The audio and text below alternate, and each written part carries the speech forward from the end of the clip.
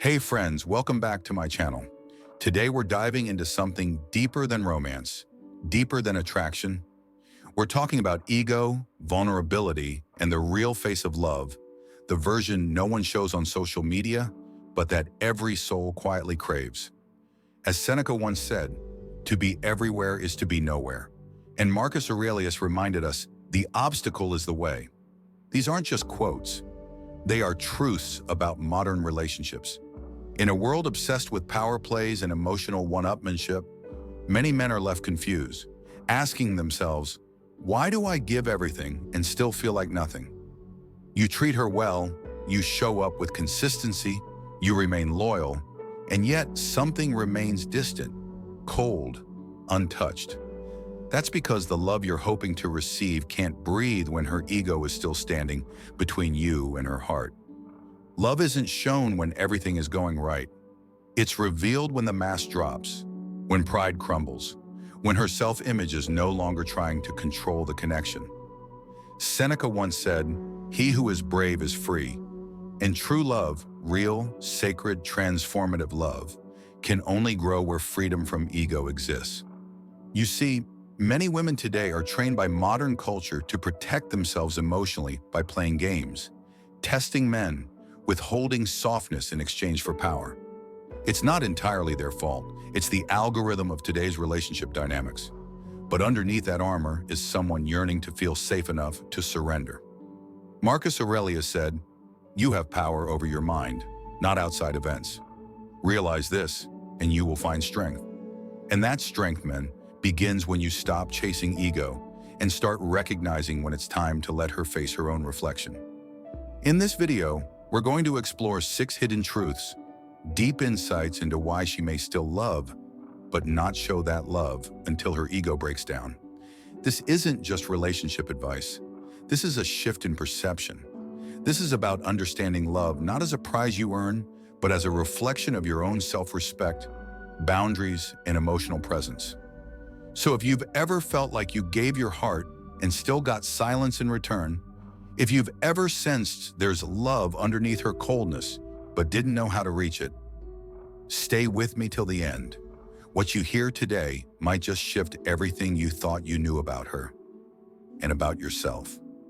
Let's begin. Let's go deep. Number 1, she doesn't want the world. She wants to respect the man who could give it, but won't. We often hear that women desire the man who gives them the world, but the truth is more complex and far more uncomfortable. She doesn't truly fall for the man who hands her everything. She falls for the man who could, but chooses not to until it's deserved. Why? Because her ego doesn't respond to abundance. It responds to value. When a man gives endlessly his time, energy, presence, and even his self-respect, hoping she'll see his worth, she doesn't feel loved. She feels power, and power, when unchecked by humility, turns the heart cold. As Marcus Aurelius said, "It is not death that a man should fear, but he should fear never beginning to live." And in relationships, many men are not really living. They're performing for her affection, performing for approval. And in doing so, they trade their masculinity for momentary validation. The paradox? She falls not when you give more, but when you know when to give less. Because when a man can walk away from giving her everything, despite his love, he becomes a mirror, a challenge. He awakens a part of her she didn't know was asleep, the part that longs to earn respect, not just receive attention.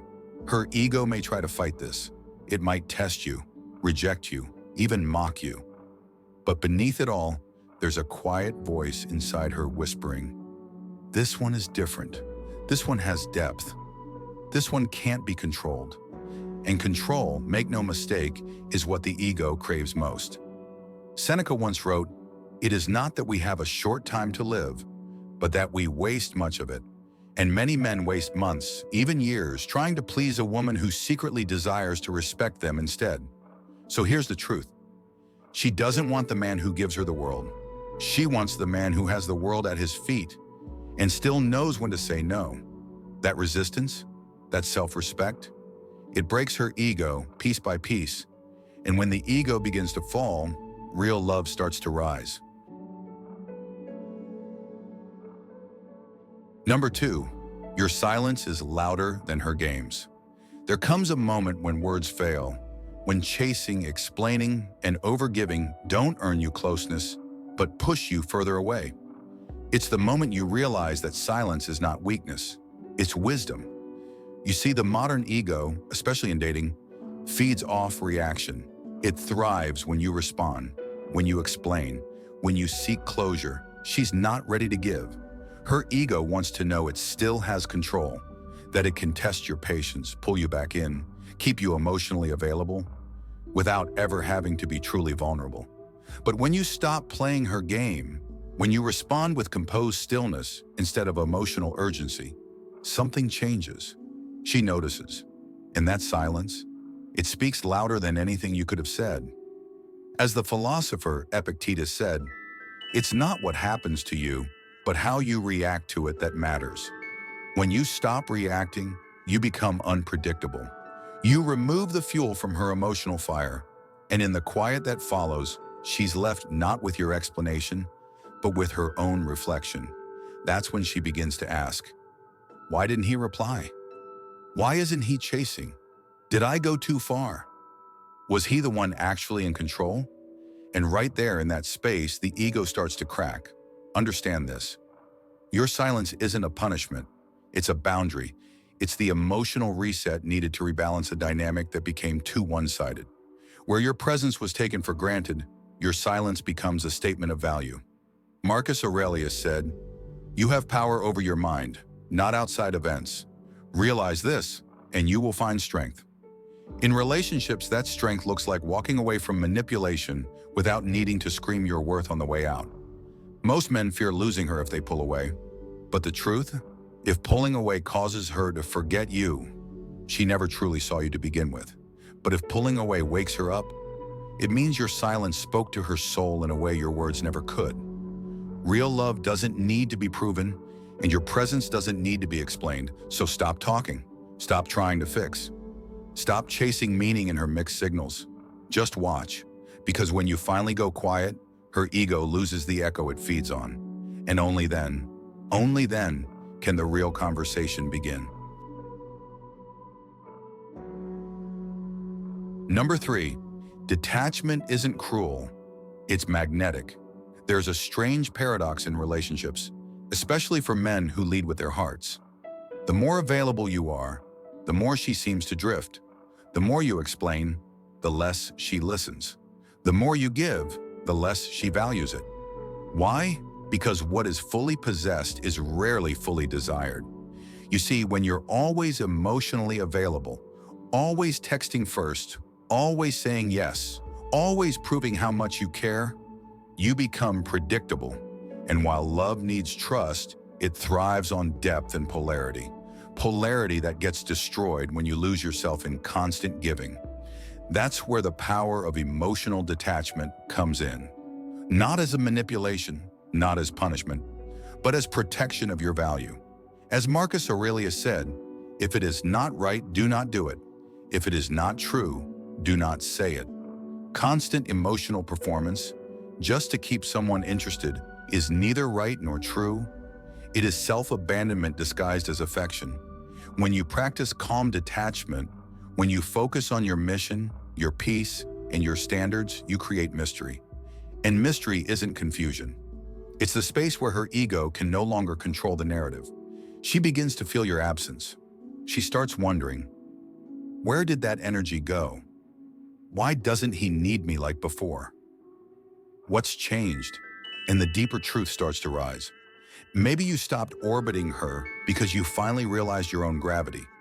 Detachment doesn't mean you stop caring. It means you stop bleeding for someone who won't even bandage you. Epictetus once said, "Freedom is the only worthy goal in life. It is won by disregarding things that lie beyond our control." And her approval, her games, her inconsistency, those are not your responsibilities. What is your responsibility? Your presence, your peace, your path. Because that's what she truly notices when the noise fades. Not your jokes, not your gifts, not your efforts to win her over. but the quiet strength of a man who no longer needs to chase her validation to feel whole. And that, ironically, is when many women begin to feel something they didn't feel when you were always available: respect. And with that respect comes real attraction, not rooted in fantasy, but in polarity. You are no longer a man trying to fit into her world. You've become a man she wants to understand, follow, and perhaps love. But not because you gave more, because you finally gave to yourself first. Number 4, her projections are not your burden to bear. In every relationship, there's an invisible baggage carousel where past wounds, fears, and disappointments swirl around, often unnoticed but always present. For many women, their ego acts like a shield forged from previous pain. It whispers, "Don't trust easily. Protect your heart. Expect to be let down." And that shadow of past betrayals, abandonment, or hurt often projects itself onto you, even when you haven't done anything wrong. This projection is not about you. It's about her history. But here's the hard truth many men miss. You are not responsible for healing her past. Too often, well-meaning men try to fix the fractures they didn't cause. They bend over backward to soothe insecurities, explain themselves endlessly, and sacrifice their own boundaries in hopes of gaining her trust. But when you absorb her projections without setting limits, you lose your power. And ironically, you make it harder for her to truly trust you. Seneca reminds us it is the power of the mind to be unconquerable. But that power begins when you stop carrying burdens that aren't yours to carry. When you stand firm, calm, clear, and steady, you teach her a new lesson: that not every man will bend to fear or insecurity, that there are men who love fiercely without losing themselves. Her ego expects control. It expects you to be the safe constant she can manipulate to keep her guard high. When you refuse to play that role, it unsettles her deeply. But here's the magic in that discomfort. It opens a door. When her ego meets resistance, when it realizes you won't vanish or change yourself to fix her, it starts to crack. And behind those cracks is a real woman longing for true connection, not a replacement for old pain. Marcus Aurelius said, "Reject your sense of injury, and the injury itself disappears." Your refusal to internalize her projections disarms the cycle of hurt. It invites her to see you not as another ghost from her past, but as a new possibility. A man who respects himself enough to ask for respect in return. Your job isn't to be her emotional crutch. Your job is to be her equal, whole, unshaken, and authentic. And paradoxically, it's when you stop trying to fix her that she begins to feel safe enough to lower her armor. Remember, love isn't about rescuing someone's ego. It's about two whole people choosing each other. Number 5. She truly falls for the man who walks away with peace. One of the most profound and often misunderstood truths about love is that sometimes the greatest act of love is knowing when to let go. It's not about giving up or being cold-hearted. It's about having the courage to choose yourself, even when your heart still aches. When a man loves deeply but chooses to walk away calmly and peacefully, something shifts in her perception. She's been used to chasing, begging, or hoping. She's felt the weight of desperation or the strings of constant validation. But when you step back, not out of anger, not to punish, but out of self-respect and inner peace, you speak a language that words can't reach. Seneca said, "If a man knows not to which port he sails, no wind is favorable." Walking away with peace is like setting your own course. You are no longer at the mercy of her ego or her demands. You are steering your own ship with clarity and calm. This act of walking away isn't a sign of weakness. It's the ultimate demonstration of strength. It shows you love yourself enough to avoid being trapped in a relationship that doesn't honor your worth. It teaches her that love isn't about possession or control. It's about freedom. When you walk away with peace, you challenge her ego's narrative that I am the center and others must orbit me. Instead, you silently declare, I am whole, I am enough, and I deserve to be loved freely. Marcus Aurelius reminds us, the best revenge is to be unlike him who performed the injury. By leaving peacefully, you don't retaliate with bitterness or drama. You rise above it. You become the man who refuses to stoop to ego battles and power struggles. And here's the paradox. It's often in this moment of absence that she truly sees you. Her ego, which thrived on control and attention, falters. Behind the coldness and pride, she feels loss, not just of your presence, but of the possibility of something real and grounded. She begins to question what she's been holding on to. This is when real love has space to grow.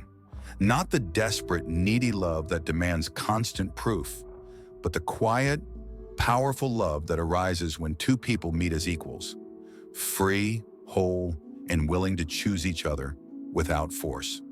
So remember, sometimes the most loving thing you can do is walk away, not with bitterness, but with peace and pride intact.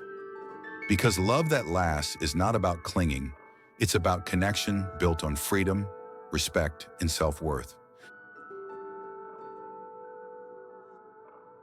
Number 6, true intimacy only begins after the ego falls. Intimacy is often misunderstood as mere physical closeness, but its truest form is far more profound. It is emotional nakedness. It is the sacred space where two souls meet without mask, without pretense, where vulnerability is not feared but embraced. Yet true intimacy cannot exist when ego dominates the room. Ego is like armor, thick, protective, but isolating. It resists vulnerability because it fears being seen as weak or imperfect. When her ego is high, it acts as a barrier, preventing real connection and true love from emerging. It's not that she doesn't want to love, she does. But love requires surrender, and surrender demands that ego step aside. Seneca said, "Sometimes even to live is an act of courage." It takes immense bravery for someone to let their guard down, to allow their authentic self to be seen and accepted. And that courage only blooms once the ego's loud voice quiets, once the pride falls away. Marcus Aurelius reminded us, "Accept whatever comes to you woven in the pattern of your destiny, for what could more aptly fit your needs?" The journey of love is no different. It's about accepting not just the good, but the uncomfortable truths, the fears, the flaws, and the need for trust that comes after the ego has been humbled. After her ego breaks, whether by time, silence, or your unwavering presence without chasing, you meet a new woman. This new version is softer, but not weaker. She is open, not exposed. She is willing to see you clearly, not through the distorted lens of past wounds or defenses. This is the place where true intimacy begins. It's a space where conversations transform from battles into dialogues. Arguments turn into shared understanding. Distance no longer means disconnection, but respect for individual space and growth. Silence becomes comfortable, filled with presence rather than anxiety. You no longer exist as a project or a prize to be won. You become a partner, a witness, a fellow traveler on the path of life and love. This kind of intimacy is rare because it requires vulnerability from both sides. It demands emotional courage, honesty, and patience. And it can only thrive when both people have shed their egos enough to meet on equal ground. Where love is no longer a game of power, but a dance of mutual respect and presence. So, remember, no matter how much you give or how loyal you are, her true love will only surface when her ego falls. And only then will the relationship transform into the sacred, deep connection you both crave. Conclusion. Love is not a contest. It's not about who gives more or who sacrifices most. True love, deep, lasting, transformative love, begins the moment ego steps out of the way. It's only when pride crumbles, defenses fall, and both hearts stand vulnerable that love can breathe, grow, and flourish. If you've ever felt invisible despite your efforts, if you've poured your heart out only to meet silence or coldness, understand this. You were not meant to chase a shadow. You were meant to be the man who values himself enough to walk away when respect and connection are absent. Because real love respects boundaries. It honors your worth as much as hers. Remember Seneca's wisdom. He who is brave is free. Bravery in love means having the courage to face rejection, to set limits, and to choose yourself, even if it hurts. Marcus Aurelius taught us that the impediment to action advances action. What stands in the way becomes the way. Your obstacles, the ego, the silence, the testing, are not dead ends but paths to growth, clarity, and deeper love. Now it's your turn to take control. Don't settle for less than the love you deserve. Stand firm in your value. Lead with emotional strength and allow space for her ego to soften. When it does, you won't just see her love, you'll feel it in its purest, most powerful form. If this message resonates with you, if you're ready to break free from confusion and embrace a new way of loving, then like this video, share it with someone who needs to hear it, and subscribe for more truths that transform your relationships and your life. Your journey to true love starts now. Let's walk it together.